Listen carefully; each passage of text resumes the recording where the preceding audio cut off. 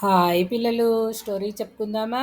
దేవని దేవగిరి అనే ఊరిలో ఒక పెద్ద అడవి ఉంది. దాంట్లో ఒక పులి, ఒక నక్క, ఒక కుందేలు, ఒక కోతి ఫ్రెండ్స్గా ఉండేవి. ఏ జీవికి ఇబ్బంది కలిగినా మిగతావి తోడుగా ఉండేవన్నమాట. ఒకసారి నక్క మనసులో ఒక దురాలోచన పుట్టింది. కుందేలు, కోతి లేని సమయం చూసి పులి దగ్గరికి వెళ్ళి, పులిరాజా, కుందేలు కం కుందేలు, కోతి నీకంటే చాలా చిన్న జీవులు. వాటిని నీతో సమానంగా చూడటం ఏం బాలేదు. దానివల్ల నీ విలువ కూడా తగ్గిపోతుంది.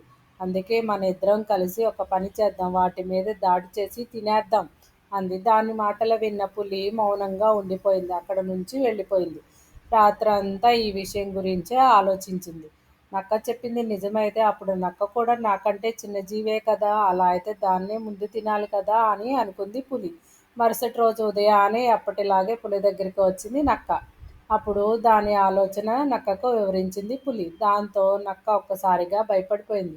కాసేపు ఆలోచించి, అదేంటి, నాకు ఆహారం దొరుకుతుందని నేను ప్లాన్ వేస్తే నేనే ఆహారం అయ్యేలా ఉన్నాను. అయినా నా ఆలోచన తప్పు.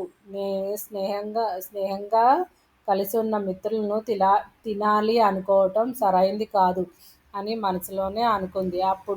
అప్పుడు పులి స్నేహితుల మధ్య ఎవరు బలవంతులు, ఎవరు బలహీనులు, ఎక్కువ తక్కువలు అనే తేడా ఉండకూడదు. మనమంతా ఒకేలాగా ఉంటాం.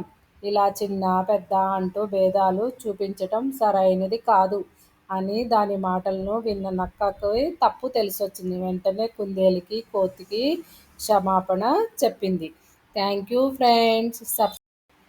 అవి మరలా తిరిగి ఎప్పటిలాగానే నాలుగు కలిసి ఫ్రెండ్స్ లాగా ఉన్నాయన్నమాట.